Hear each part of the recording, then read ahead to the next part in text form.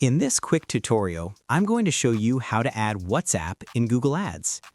First, go to ads.google.com and log in to your Google Ads account. Next, navigate to the left sidebar and make sure the Campaigns tab is selected.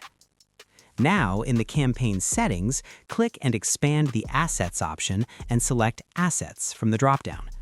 Then, under the Associations tab, you'll see all the assets listed as different buttons. To add WhatsApp, click on the plus icon, then from the list, choose Call.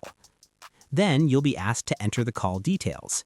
You can add it to the Google Ads account, your campaign, or your ad group. You can use an existing one, if any, or you can create a new one. Then choose a country.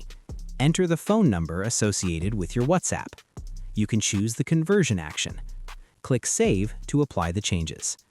Your Google Ads will now include a WhatsApp contact option. And that's it.